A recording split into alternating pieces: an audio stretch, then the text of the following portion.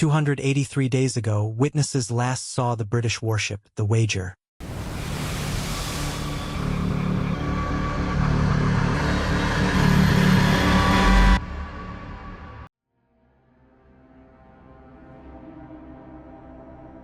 The year is 1742.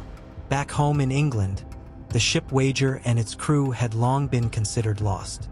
The ship was traversing one of the most difficult sea routes on a secret military mission. Who knows, perhaps it was captured by the enemy, perhaps a dangerous current or a powerful storm did its work. Over 200 sailors had vanished, and no one expected them home anymore.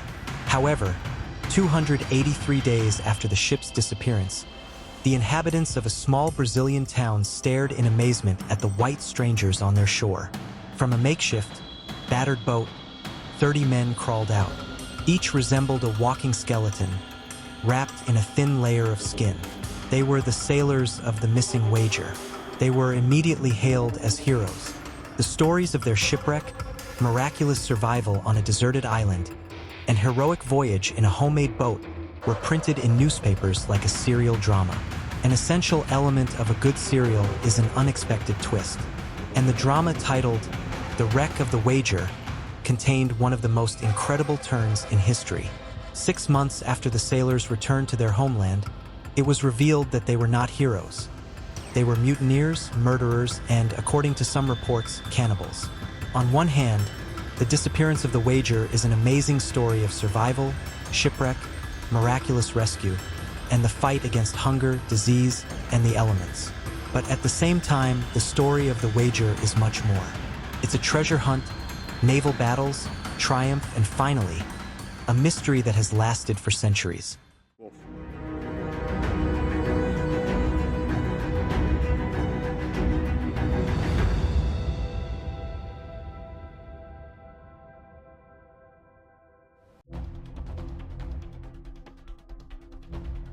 Water was filling the ship's hull.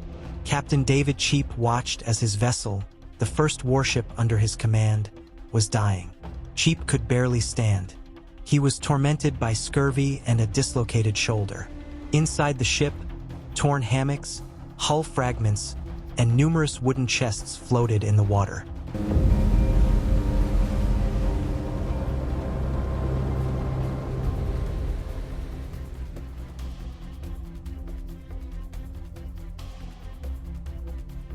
The ship Centurion was docked in the British port of Portsmouth. The massive warship and its crew were preparing to set sail. Every sailor took a wooden chest with personal belongings on the long voyage, leaving the heavy burden of their past on the shore. Lieutenant David Cheap was no exception. His noble Scottish origins gave him nothing but status. After his death, Cheap's father left a small fortune, a little land, and quite a few children. As one of the younger sons, David could not count on a substantial inheritance. At 17, he went to serve in the Navy. A naval career could theoretically lead a young man to money and fame. After 25 years in his career, David Cheap had neither. At sea, he was mostly engaged in monotonous patrols of East India Company ships. On land, he was constantly pursued by creditors. And despite years of searching for a wife, David was still single. However, Cheap's situation was not entirely hopeless. With the rank of lieutenant, he held the position of first officer on the large ship Centurion. And a unique opportunity was emerging on his professional horizon. It's hard to imagine a more effective engine for an officer's career than war, and Britain had just become embroiled in a battle against the mighty Spain. The two empires were once again preparing to divide a significant part of the world between them. Those who control the sea control trade. Who controls trade controls the wealth of the world, a British statesman once formulated. Spain historically dominated Latin America. Britain intended to compete with it in the region. In practice, this struggle meant the capture and appropriation of foreign natural resources, the slave trade, and the subjugation or complete extermination of local peoples. At the same time, both empires did not forget to justify their material interests with the noble mission of spreading civilization to remote parts of the planet. British authorities were preparing a plan for a major attack on Spanish territories in the Caribbean. The global operation involved nearly 200 ships. Part of the plan was a small, secret mission for 5 British warships. They were to circumnavigate South America and destroy Spanish ships in the Pacific Ocean that were trading with Asia. The main target of this secret mission was a Spanish galleon. A couple of times a year, laden with gold and silver, it sailed from Mexico to the Philippines to purchase goods in Asia. Capturing the vessel promised the British the biggest prize in history. George Anson, the captain of the Centurion, was appointed commander of the secret squadron of 5 ships. For his deputy, Lieutenant David Cheap, this was a double stroke of luck. Firstly, upon capturing an enemy ship loaded with treasure, the entire crew received a substantial reward. This would solve all the lieutenant's financial problems. Secondly, the mission opened a real chance for Cheap to attain the rank of captain. He had long been the right-hand man of Anson, who was now appointed to command the squadron. It was quite possible that Cheap would be entrusted with the command of one of the ships participating in the secret mission. Thus, he would get what he had hoped for when he joined the Navy at 17: recognition and money. David Cheap was eager to set sail. However, months passed, and the Centurion and the other ships of the squadron remained in the docks. In times when ships were made of wood, their main enemies were not enemy cannons at all. Harsh sea waters, termites, fungus, rats, and a special kind of shipworm that grew up to 30 centimeters. All of this quickly destroyed what was a high-tech vessel for its time. After every trip to sea, the huge ship practically had to be rebuilt from scratch. All these problems also affected one of the 5 ships of the squadron, named the Wager. Originally, the 37-meter Wager was a merchant vessel for the East India Company. Needing additional ships for the war with Spain, the British authorities bought the merchant ship to convert it into a warship. 250 men were supposed to sail on the Wager. The flagship of the squadron, the Centurion, carried twice that number. However, not one of the 5 ships participating in the secret mission could fully man its crew. In the British Navy of that time, there was no draft, and there were not enough volunteers during wartime.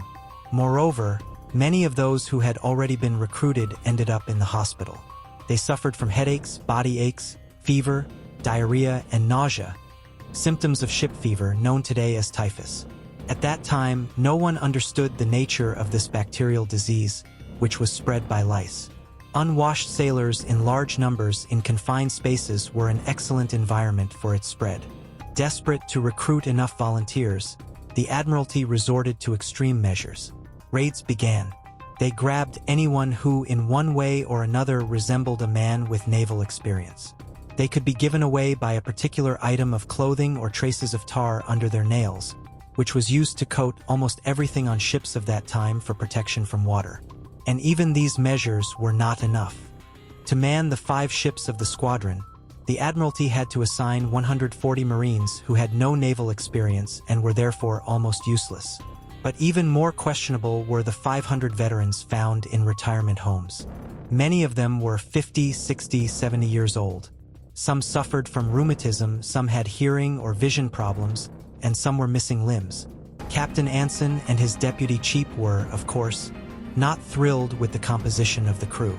However, the 2,000 men for the 5 ships of the squadron were finally assembled, and in September 1740, after a delay of almost a year, the squadron set sail. The Wager was named after a not-so-famous British captain from the past. However, it was not only a surname but also a word.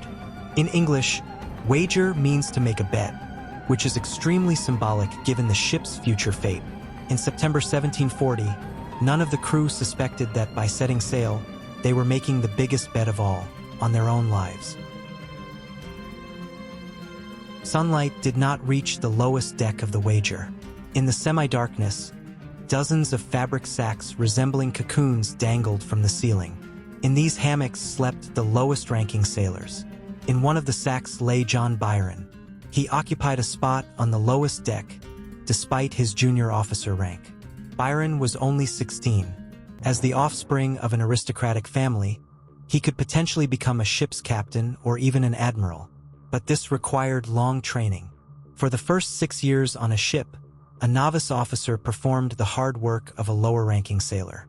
This was the best way to learn how the ship functioned from the inside. John Byron's lineage was full of lords and barons. For such a level of aristocracy, naval service was not considered the most suitable choice. However, the teenage Byron, impressed by books about seafarers, decided it was his calling. Aboard the Wager, the young aristocrat's romantic expectations collided with harsh reality. Dirty decks, shabbily dressed sailors, a constant stench and rats. In his diary, Byron wrote that on one of the first days, overwhelmed by what he saw, he took off his neckerchief, covered his eyes with it, and cried. The Wager, like other British warships of the 18th century, resembled a society in miniature. There one could meet people from all social strata, from the urban dregs to officers of noble birth. The age range of the Wager's crew demonstrated an even greater gap. Several boys were barely over 10. They were just learning the sailor's trade. The oldest was the 80-year-old ship's cook. Thus, on the ship were hundreds of crew members of different ages, different origins, with different experiences and characters. But they all had to spend several years of sailing in a confined space. The glue that held these completely incompatible men together as one crew was discipline, which is why its violation was brutally punished. A ship's captain during a voyage had more rights than a king. Unlike the latter, a captain could order a sailor to be flogged. There was also a court-martial, and for one offense or another after the voyage ended, a crew member could be sentenced to prison or even death. The first month of the squadron's voyage passed calmly. The crews of the ships were engaged in routine tasks. Discipline on the ships was in order. The number of typhus cases was not critical, and there were more than enough provisions. Back in England, a whole farm of animals had been loaded onto each ship: pigs, chickens, and sheep. During the voyage, they all made loud noises, making it clear that the sea journey was not to their liking. The main problem for the squadron's commander, Anson, was the schedule. Due to unfavorable winds, the ships had covered a distance 3 times smaller than planned. Therefore, after a short stop on the island of Madeira, the squadron set a course for the coast of South America. Britain was already at war with Spain. Several sailors on Anson's squadron ships scanned the ocean surface around the clock in search of potential enemy ships. However, this did not completely rule out the prospect of a military confrontation, and the British had to be prepared for such an outcome. By order of the captain, the squadron's ships conducted drills to check the condition of the cannons and the crew's actions in battle. To fire, each gun required at least 6 sailors. An 8-kilogram cannonball flew out at a speed of 360 meters per second, and the recoil immediately threw the massive cannon back. If a sailor failed to move aside at that moment, he was doomed. Unlike on land, where cannons stood still, a ship was in constant motion due to waves, currents, and wind. Thus, accurate firing became a true art. The gunners were respected on board. They were experienced sailors who had passed the relevant exam. John Bulkeley had served in the Navy for more than 10 years. He started from the lowest positions and rose to the rank of gunner. Many sailors on the Wager noted his discipline and leadership qualities. In a parallel universe, John Bulkeley probably could have become a captain, but since he could not boast of noble birth, the path to leadership positions on the ship was almost certainly closed to him. Unlike Captain Anson, Lieutenant Cheap, and Midshipman Byron, the non-aristocrat Bulkeley could not afford to commission a portrait from a good artist. We cannot say what he looked like. No verbal descriptions have survived. We can only imagine a stereotypical portrait of a middle-aged Englishman who earned his living through difficult and dangerous physical labor. However, despite the lack of physical data, we have a good idea of Bulkeley's inner world. He was very religious and took a religious book with him on the voyage. In addition, John kept notes. He was not an officer and was not required to keep a detailed logbook, but he did. Every day, the gunner recorded details of the voyage of the Wager and the squadron. John Bulkeley's notes would later become one of the most important sources about the ship's tragedy. After the squadron's crew crossed the Atlantic, they stopped at a small island off the coast of Brazil. There, the sailors replenished their supplies and carried out necessary repairs on the ships. The squadron's crew was preparing to pass the most dangerous stage of their journey, the waters around Cape Horn. This cape is located at the southernmost point of the South American continent. Near Horn are the raging waters of the Drake Passage. Due to a whole range of natural conditions, the place is still considered one of the most dangerous waters for navigation. By the mid-18th century, only a few British ships had successfully navigated this route.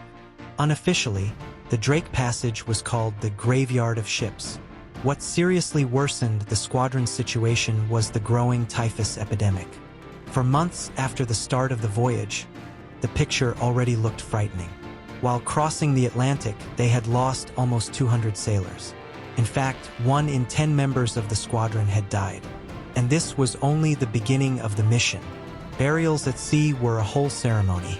The deceased was placed in the hammock he slept in. A cannonball was placed inside for weight, and the edges were sewn up. One of the last stitches was made directly through the victim's nose to make sure the person was truly dead. Then the whole crew would gather on the upper deck. The sailors would remove their hats, and the sack with the sewn-up deceased would be thrown into the water. One of the victims of typhus was the captain of the Wager. The squadron commander, Anson, appointed his longtime deputy, Lieutenant David Cheap, to the vacant position. Thus, Cheap achieved one of his goals. He became the captain of a warship. What possibly soured Cheap's mood at that moment were the dying words of the deceased captain of the Wager. Just before his end, he said that this expedition would end in poverty, hunger, death, and destruction.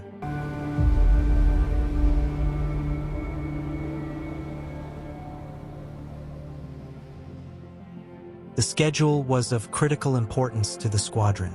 It was believed that the best time to pass through the Drake Passage was summer in the southern hemisphere.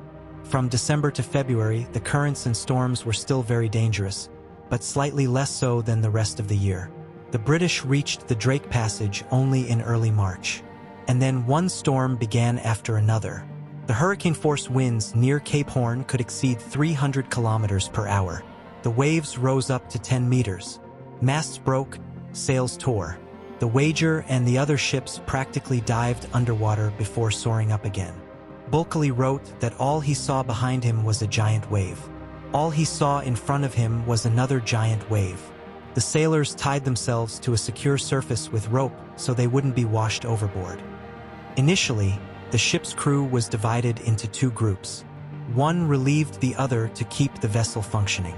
However, by the end of March, there were so few able-bodied sailors left that they were on duty almost without a break, navigating the ship through the difficult waters of the Drake Passage. The cause of this was now scurvy. In those days, it was the most common cause of death among sailors. Scurvy killed more sailors than storms, enemy cannons, other diseases, and all other causes combined. The sailors' limbs swelled, their whole bodies ached, and their skin turned a bluish hue. Most of the sick were so exhausted that they couldn't even get out of their hammocks. Captain Anson wrote in his journal that it was the most severe outbreak of scurvy in his memory. On the squadron's flagship, the Centurion, only about half of the original 500-man crew remained alive. On the Wager, the situation was significantly better, but even there, 1 in 5 had died. No one conducted funeral ceremonies anymore. No one had the strength. The sailors simply threw the corpses into the water. The squadron's ships were close to facing a shortage of men to manage the vessels. Even most of those who could get out of their hammocks moved around the deck like zombies. The ship's doctors could do nothing. Scurvy had been known for a long time, but no one in 1741 knew the cause of the disease or an effective method of treatment. But the answer was extremely simple. Scurvy was caused by a severe lack of vitamin C. The sailors' diet was almost completely devoid of fresh vegetables and fruits. 7 months had passed since the squadron departed from England. Only 4 weeks since they had entered the Drake Passage. It was then that one of the ship's chaplains wrote that the crew was in a state of complete decay, and the only chance of salvation was to finally round the southern part of South America and reach the first inhabited island off the coast of Chile. However, hindering this were, among other things, the peculiarities of navigation. A modern system for determining longitude did not yet exist, which meant the captain and crew did not always know their exact location. For this reason, even familiar waters, even in good weather, became dangerous. A ship could easily run aground on coastal rocks and be wrecked, to say nothing of the difficult waters of the Drake Passage. In storm conditions and poor visibility, the squadron's ships could separate and lose each other. Even before starting the passage, Captain Anson had given instructions for this eventuality. The ships were to reach the coast of Chile and wait for each other at a specific point for 2 months, after which they would continue the expedition. By mid-April, a couple of ships had fallen behind the squadron. Many sailors on the remaining vessels thought their colleagues, exhausted by storms and disease, had simply turned back. The remaining ships of the squadron tried to stick together. Despite the difficult conditions, they lit lamps on the decks and fired shots every half hour. However, despite this, within a week, the sailors of the Wager lost sight of all the other ships. On April 19th, Gunner Bulkeley recorded in his journal that he had last seen the lights of the squadron's flagship, the Centurion, after which they disappeared into the darkness. The Wager was left alone. This meant that if they were shipwrecked, no one would come to their aid. At best, they would spend the rest of their days on a godforsaken deserted island. David Cheap was commanding his first warship. He intended to reach the rendezvous point with the squadron's ships in Chile and complete the mission, no matter the cost. Whether the exhausted crew and the storm-battered ship were capable of this was another question. Gunner Bulkeley believed that Cheap was mistaken. In his opinion, the Wager, in its current state, had no chance of reaching the coast of Chile on time. Moreover, Bulkeley believed that the ship's course was incorrect, causing them to sail too close to the shore, risking a collision with rocks. Almost a month had passed since the Wager was left alone. According to Cheap's calculations, the ship was heading north, parallel to the territory of Chile, at a safe distance from the coast. On May 13th, one of the carpenters reported to the first lieutenant, Baines, that he had noticed something resembling land in the distance. Baines replied that it was impossible. According to his data, the shore was more than 200 kilometers away. The lieutenant did not report this to the captain, and the Wager continued on its previous course. Upon learning of this, Gunner Bulkeley decided to verify the carpenter's words. He climbed to the crow's nest installed high on one of the masts. The weather conditions were still poor. The ship was constantly shaking, and in the distance, it was difficult to see anything other than a dense gray mass of fog, rain, and clouds. However, after some time, Bulkeley spotted land. He saw it quite clearly, and given the weather conditions, this meant only one thing. They were dangerously close to hitting the rocks and being wrecked. Bulkeley immediately reported this to Captain Cheap. He ordered an immediate turn. The captain personally climbed the masts and helped the sailors manage the sails. In the process, he slipped and fell onto the deck from a great height. The impact was so strong that Cheap's shoulder bone was dislocated from its socket. The captain, in serious condition, was taken to the middle deck, where the surgery was located. At the last moment, the Wager managed to turn and avoid a collision with the land. That same night, the crew of the Wager felt a strong jolt. Some thought the ship had been hit by a large wave, but the jolt was felt from below. And this could only mean one thing: the ship had struck a rock. The sailors immediately inspected the hull for a breach, but found no damage. Soon, another impact followed. This time, a large hole formed in the hull, and water began to fill the vessel. The ship was rocking violently. Panic erupted. Even those who hadn't risen from their hammocks for months due to scurvy tried to get on deck. Others prayed, and a third group ran around trying to do something, anything. The most desperate immediately jumped into the water. A small team of experienced sailors, including Bulkeley, tried to remain calm and somehow control the ship. However, it quickly became clear that their situation was hopeless. The ship would go under, and soon. When it seemed that salvation was no longer possible, a faint ray of hope glimmered in the distance. First, the ship was wedged between two rocks, which greatly slowed its sinking. Then the clouds began to dissipate, and in the distance, something could be seen. There, the crew of the Wager saw the outline of an island. On the middle deck, where the operating table was, water was rising. There, in a semi-conscious state, lay Captain David Cheap. From the sounds of the collision and the ensuing panic, he understood what had happened. The first warship under his command was going under. Meanwhile, the sailors, seeing an island in the distance, were deciding how to swim to it. In theory, the distance allowed them to swim.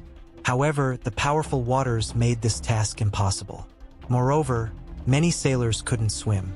There was a belief that such a skill would not save them during a wreck in the open sea anyway, and would only prolong their suffering. It was better to drown immediately. David Cheap ordered the sailors to lower several lifeboats that were on the ship. When no crew members were left on the ship, the captain abandoned the wager. After everyone had reached the shore, the captain counted the men. There were 145 of them left, just over half of the wager's original crew. Emaciated, sick, in tattered clothes, or in some places with none at all. It felt as if their ship had been wrecked years ago, not hours. The exhausted sailors sat on the empty shore while a torrential rain poured down on them. A few sailors who still had strength surveyed the area near the shore and found a small wigwam made of branches. This meant there were, or had recently been, people on the island. Inside the hut, a space was made for Captain Cheap and a few crew members. Everyone else remained on the shore without shelter and in the remnants of their soaked clothes. At night, they tried to sleep as best they could. Few succeeded. And yet, in the morning, the sailors discovered several comrades who had apparently slept so soundly that they had barely moved. A little later, it became clear that sleep had nothing to do with it. Their comrades were dead. The wager was still wedged between the rocks and partially protruded above the water. Cheap ordered boats to be prepared to retrieve everything from the ship that might be useful on the island. Materials, clothes, and, first and foremost, provisions. Despite the fact that the sailors managed to salvage some flour, cured meat, dried beans, and other supplies from the ship, it was obvious that this would not last long. More than 100 men needed a lot of food, even with strict rationing. Therefore, there was only one way out: to find food on the island. To the sailors' disappointment, it quickly became clear that the nameless piece of land in the middle of the ocean was far from a paradise. Of the edible plants, they found only wild celery. In the coastal waters, contrary to expectations, there were no fish. Another option was birds, but they were rarely shot and no more than a few at a time.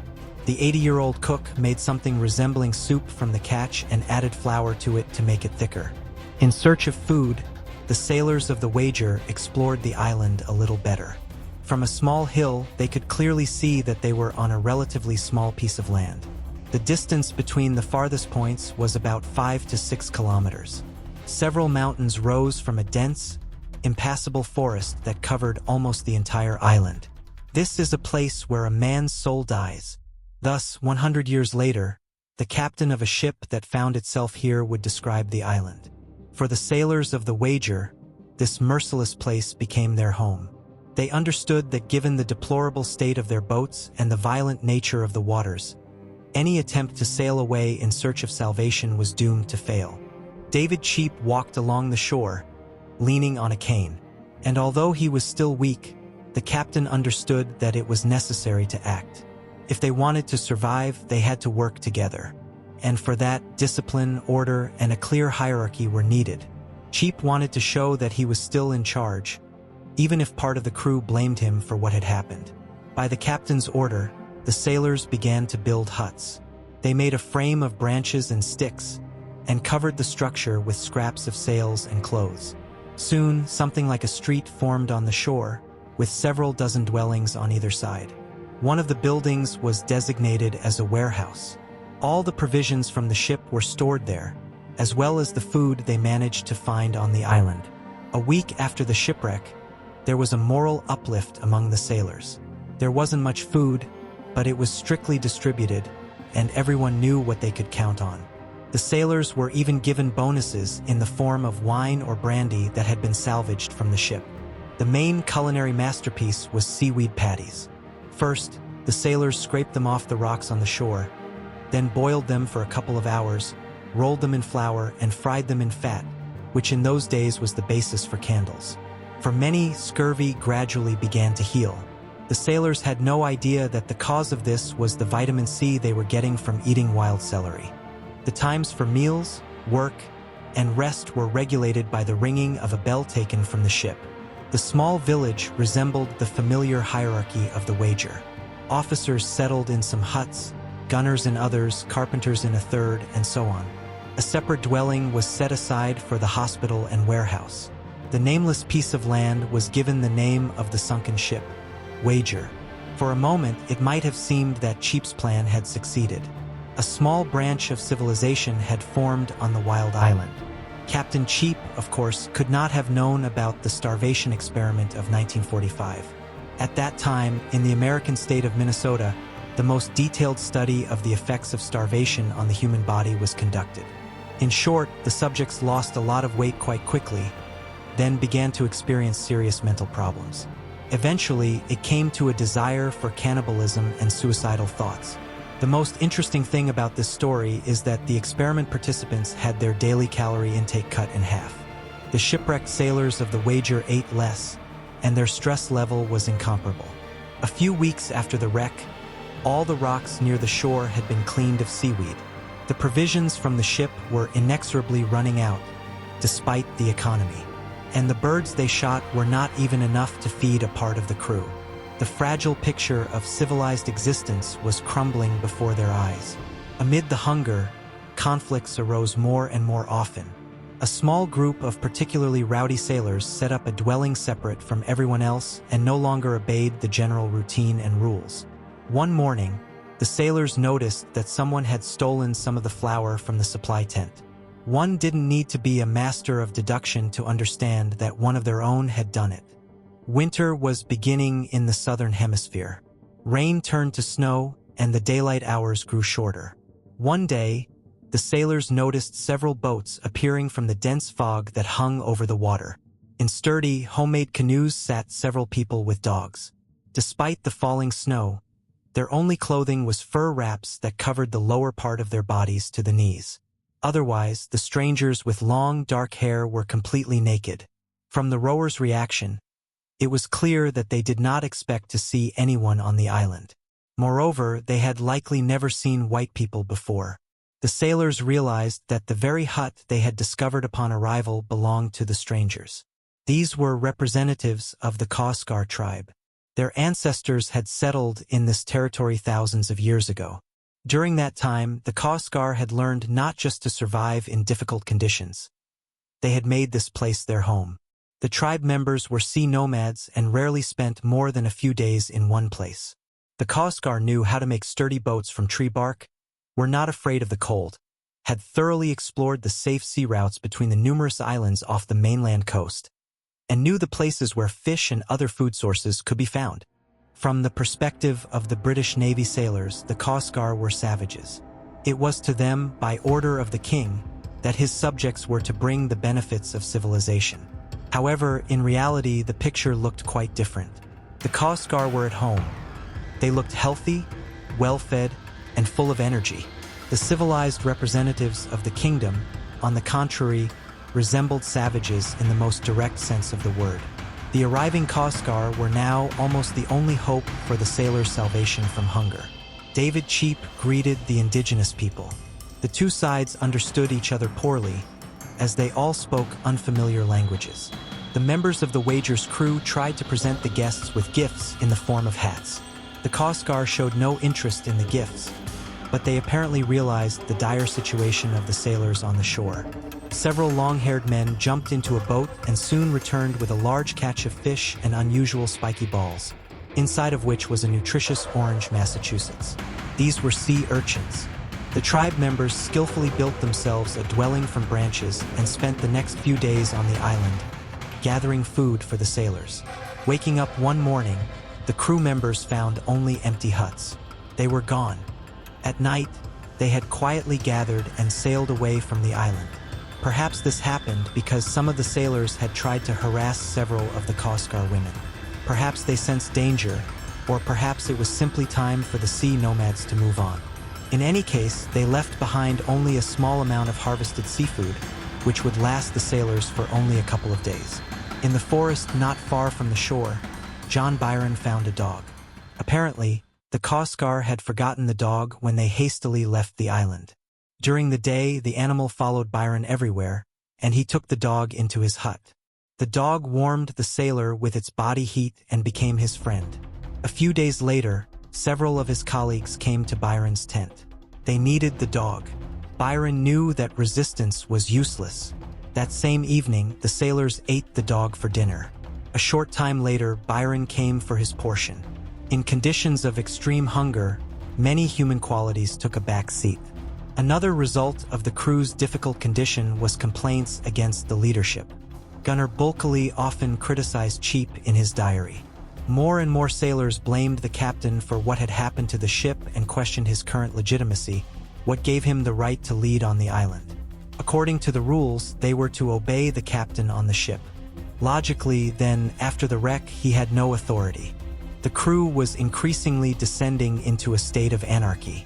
Small groups separated, lived on their own, and established their own rules. One day, several sailors found the body of a crew member on the island. Not that the death of another sailor came as a surprise to anyone, but according to Midshipman Byron, this time there were signs of strangulation on the victim. The devil does not sleep and constantly seeks a new soul to destroy, so it was written in the religious book that Gunner Bulkeley read. He was one of the few who seemed to maintain his composure. His hut was always in order. He often brought back game after hunting for birds. He also had his own small, secret stash of weapons taken from the ship. Gradually, other members of the Wager's crew came to John Bulkeley's hut more and more often for advice and help. He could never have become a ship's captain because of his origin, but the forces of nature care nothing for bloodlines. And in the new reality, John Bulkeley looked like the obvious leader. David Cheap understood that he was increasingly losing power and authority among the sailors. His strong point was that the officers of the Wager still remained loyal to the captain. Moreover, Britain had a rather strict naval code. According to it, one of the most serious offenses for sailors was mutiny. It was punishable by death. And yet, in conditions of hunger and psychological pressure, anything could happen. Cheap needed to show that he was still the legitimate authority, and an opportunity was not long in coming. Two sailors were caught stealing from the provision hut. One of them turned out to be the one who was supposed to be guarding the storeroom. By Cheap's order, the thieves received 600 lashes each. The punishment was so severe that if it had been carried out all at once, the sailors would surely not have survived. Thus, they received 200 lashes over a period of 3 days. After that, by Cheap's order, the guilty were taken to a small piece of land that protruded from the water not far from Wager Island. When, a few days later, Midshipman Byron and several sailors checked on their punished comrades, they found that both were already dead.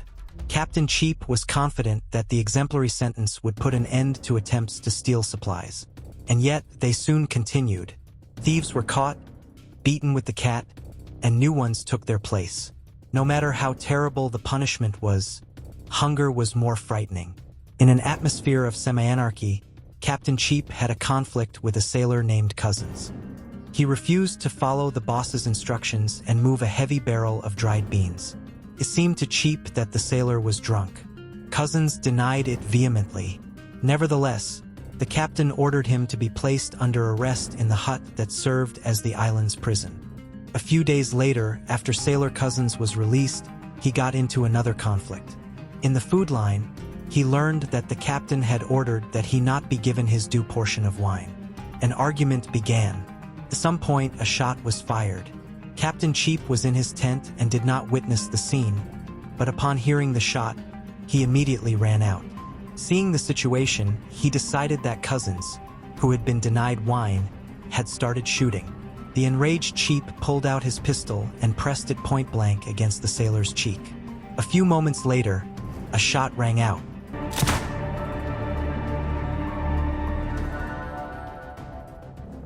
Sailor Cousins lay on the ground in a pool of blood. Around him stood the sailors of the Wager, the officers, and Captain Cheap. The atmosphere of confusion was also explained by the fact that the shot Cheap had heard from his tent was not fired by Cousins.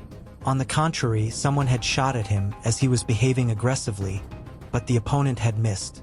However, Captain Cheap, due to his previous conflict with the sailor, was certain that Cousins had fired the shot.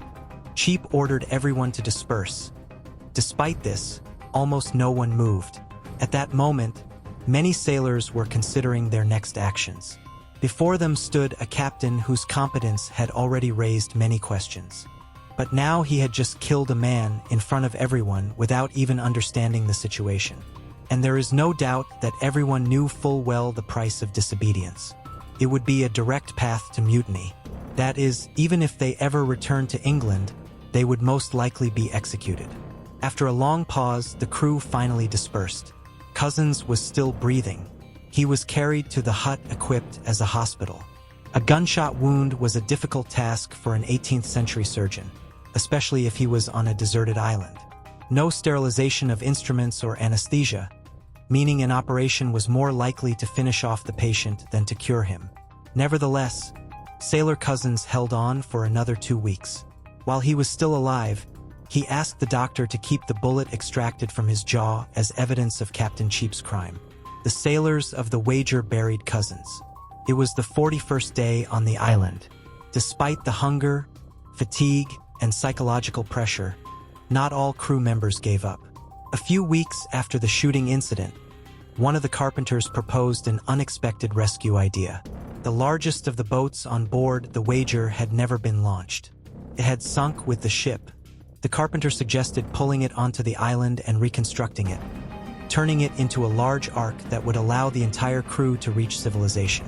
Captain Cheap agreed, and the work began. Despite the fact that getting the boat from the sunken ship seemed like a very difficult task, the sailors managed it and began construction. The desperate sailors had a faint hope of salvation. They planned to saw the boat in two and build a section in the middle. Thus, almost 4 meters would be added to the original 11 meters of the vessel. This, according to calculations, should be enough for all the surviving sailors of the Wager. For David Cheap, the construction of the ark was not just a hope for salvation. He was going to rehabilitate himself as a captain. According to his plan, the sailors would reach the Chilean island of Chiloé, almost 500 kilometers away. The place was under Spanish control, where their merchant ships stopped. According to Cheap's calculations, upon arriving at Chiloé, the crew of the Wager would capture an enemy vessel. On it, they would reach the rendezvous point with Anson's squadron and triumphantly complete the original mission. Unlike Captain Cheap, most of the Wager's sailors cared little for continuing their mission, which, it turned out, had been doomed from the start. What the sailors really wanted was simply to survive. Gunner Bulkeley took an active part in the construction of the ark. With a team of like-minded men, they also devised a rescue plan, and it was radically different from the captain's idea. Bulkeley proposed to go south and reach the Strait of Magellan. Through it, the sailors could sail to the coast of Brazil. The country remained neutral in the British-Spanish War, and therefore, there the sailors should be able to safely find passage on a ship to England and return home. This plan had a couple of obvious drawbacks. The Strait of Magellan is a rather dangerous place, very windy, in places very narrow and winding, with a large number of dead-end paths.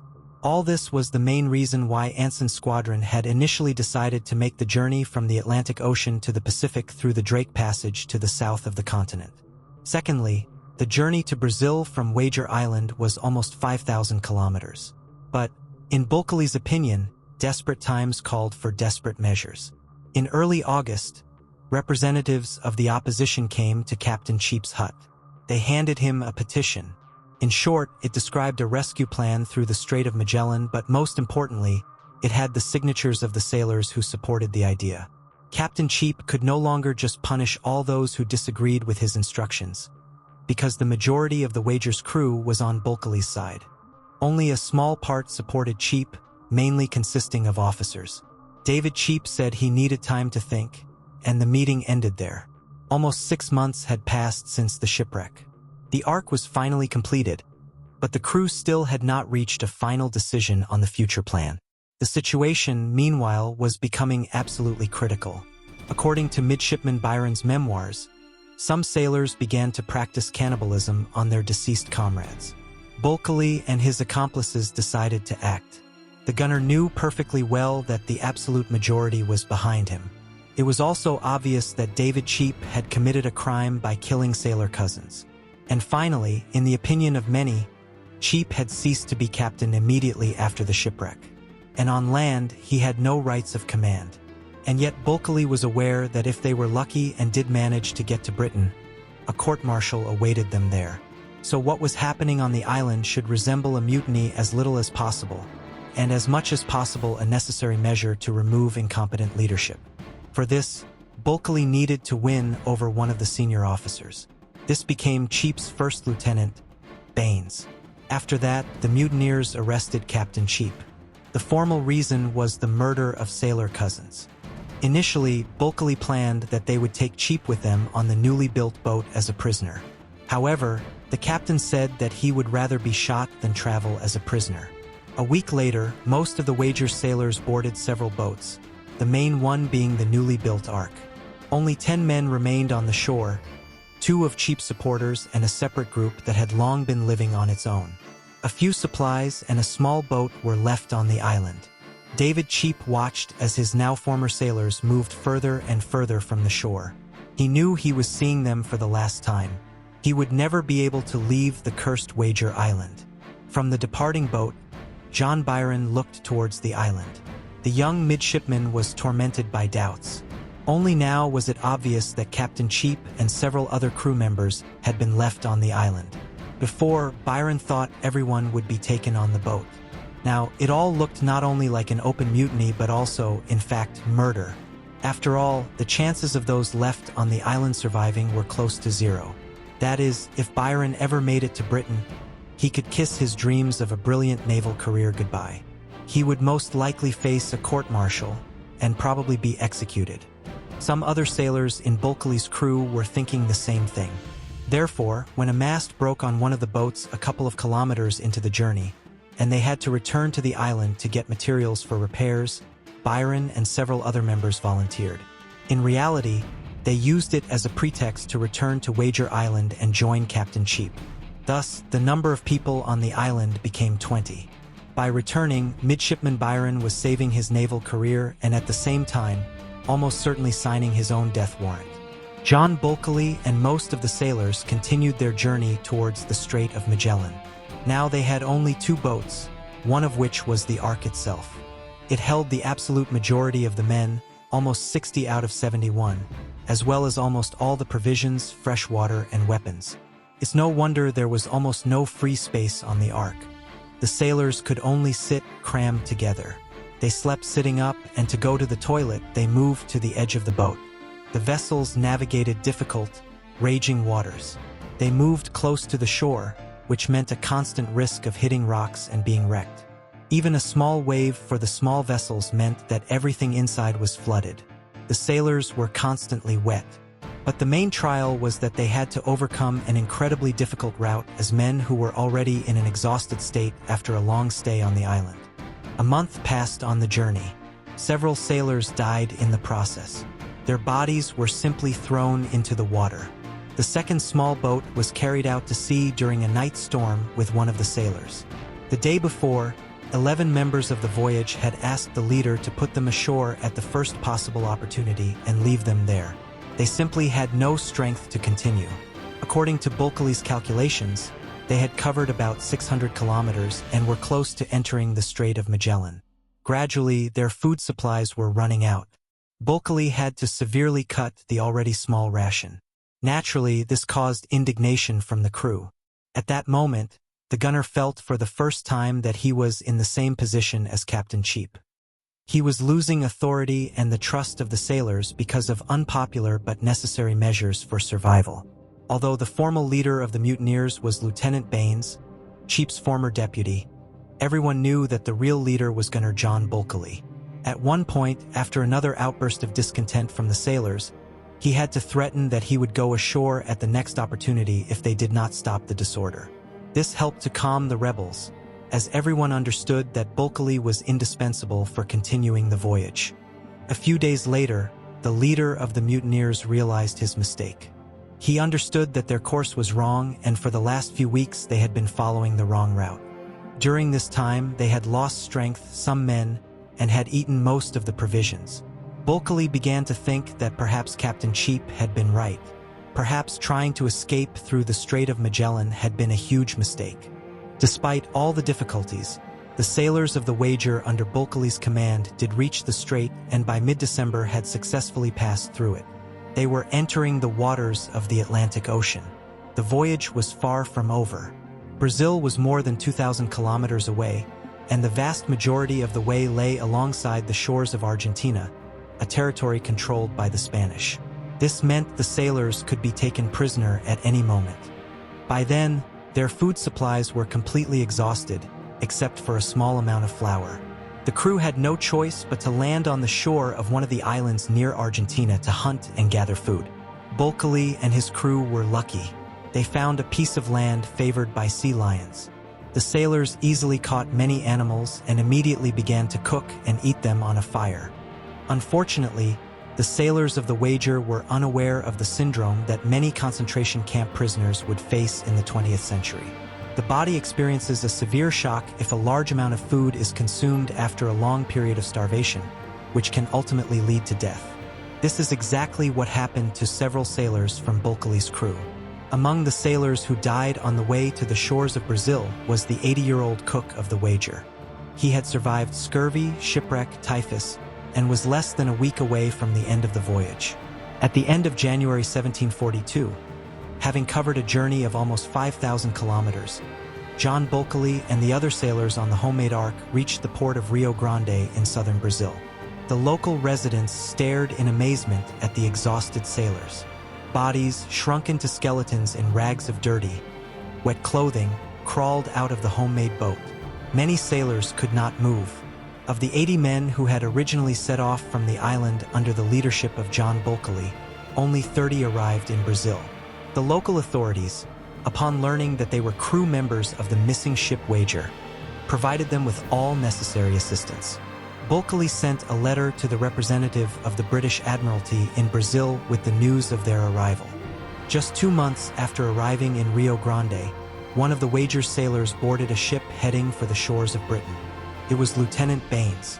The reason why Captain Cheap's former deputy was in such a hurry to return home was not homesickness. He was saving his reputation and, possibly, his life. Baines wanted to be the first to tell the members of the Admiralty all the details of the shipwreck and the subsequent ordeals of the Wager's sailors. This way, the lieutenant could shift all responsibility for the mutiny onto Gunner Bulkeley. It took John Bulkeley himself months to find passage on a ship to the shores of Britain.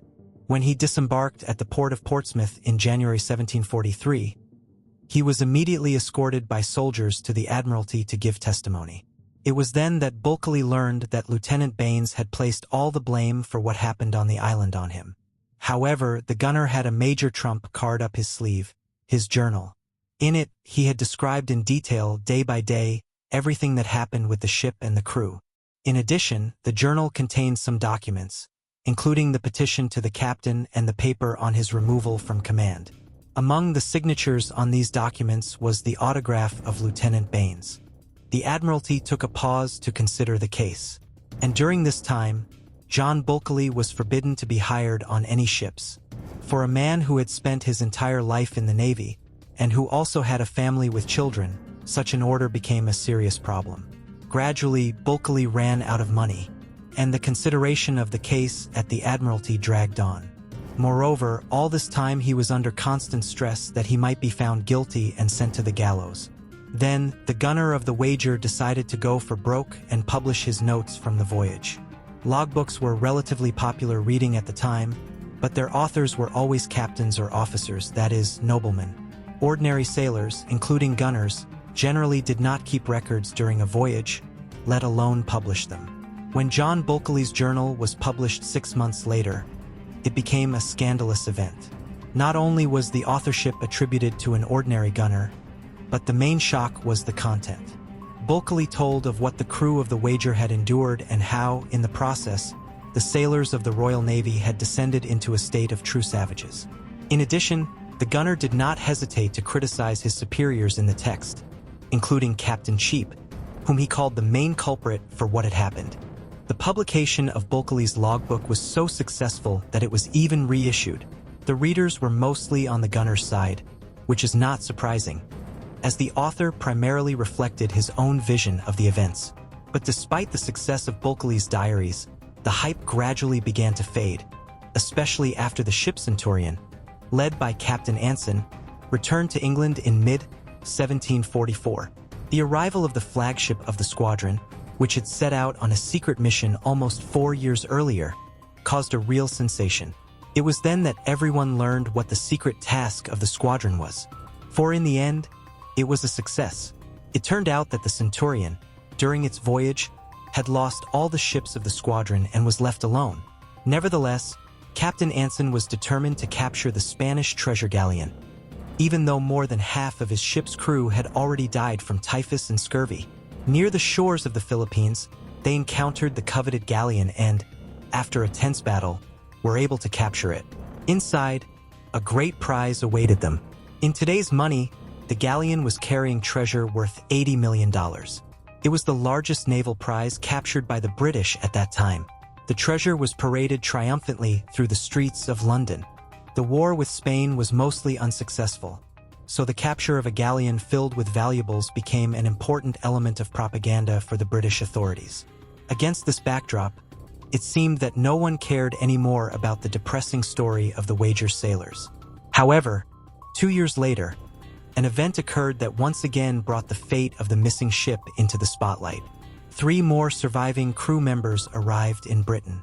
Among them were Midshipman John Byron and Captain David Cheap.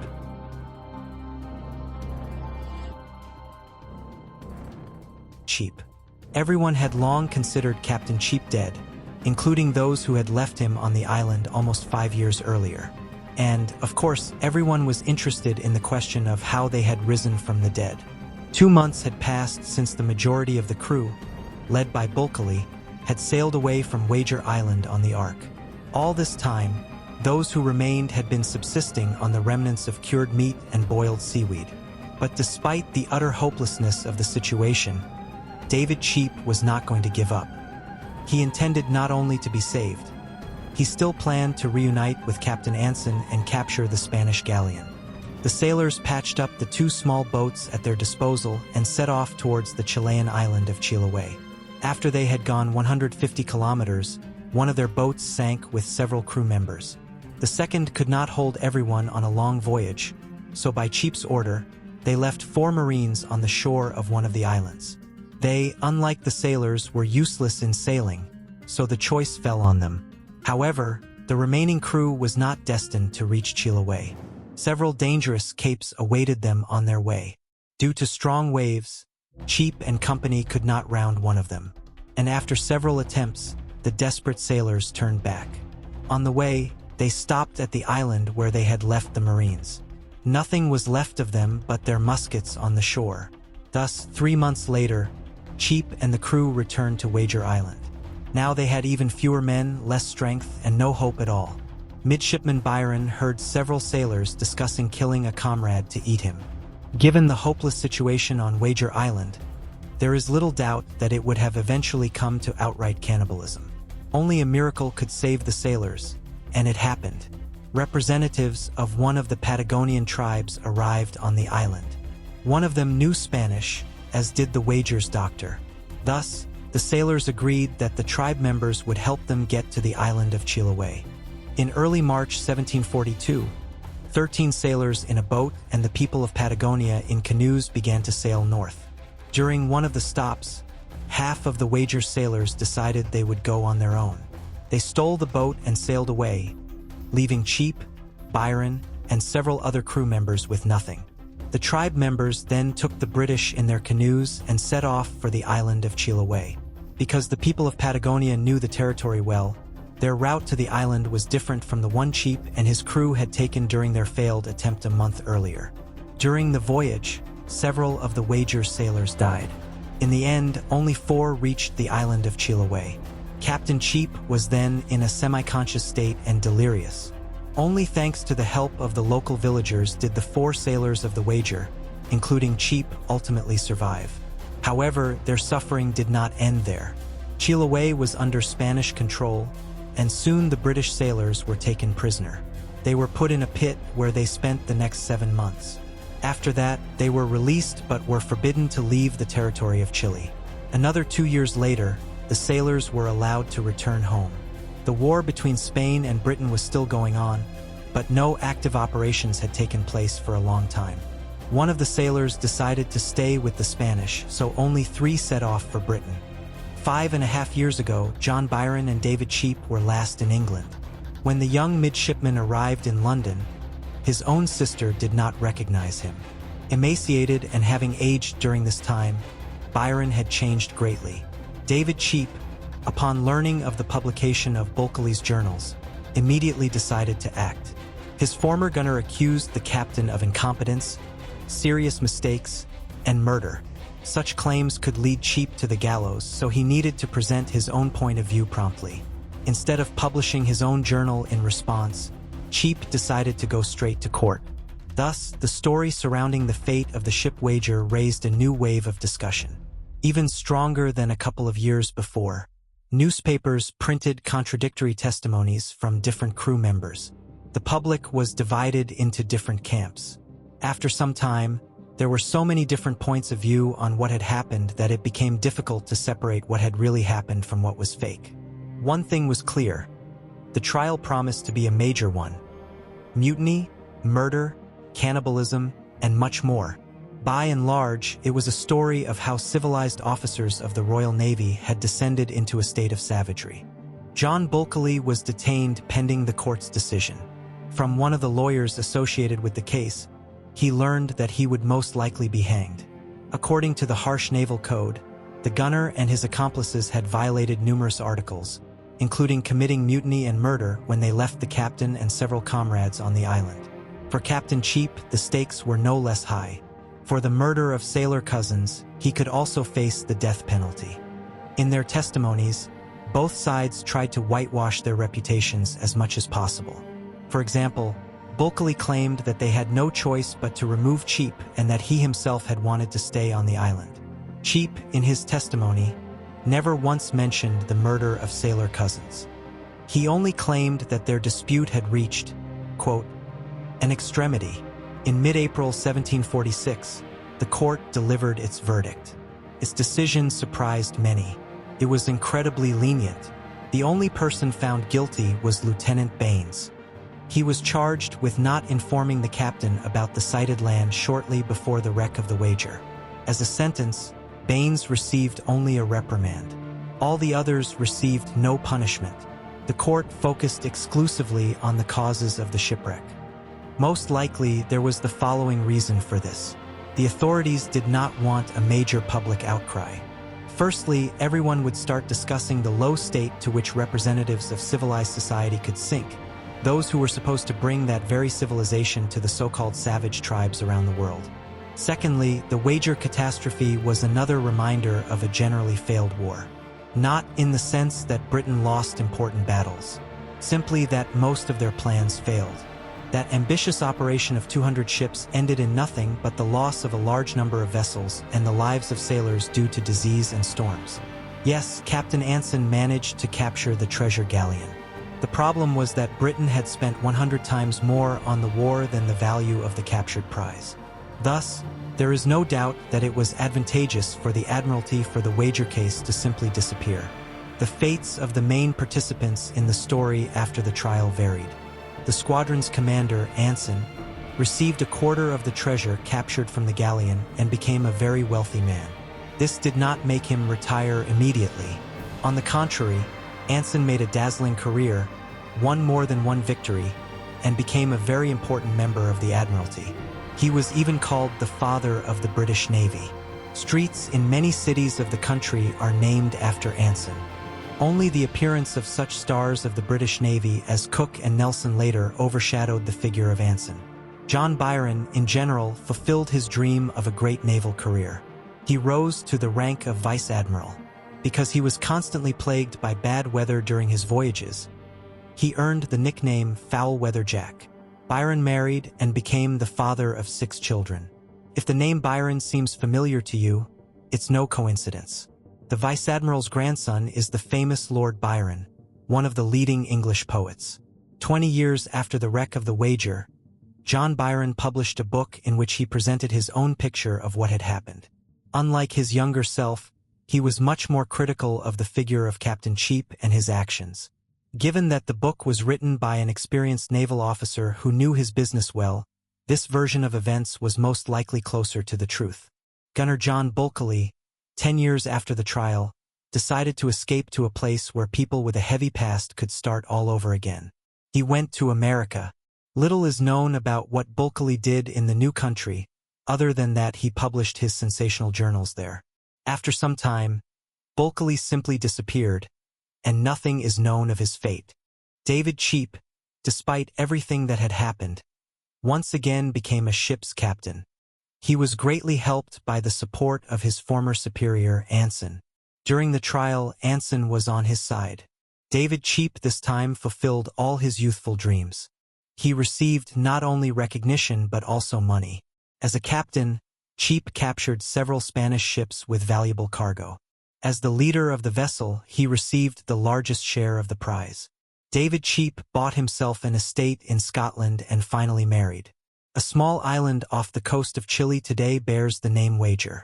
There, you can still stumble upon rare fragments of the ship that was wrecked several centuries ago. Otherwise, 200 years later, nothing on the island reminds one of the suffering of the sailors, nor of the ambitions of once great empires.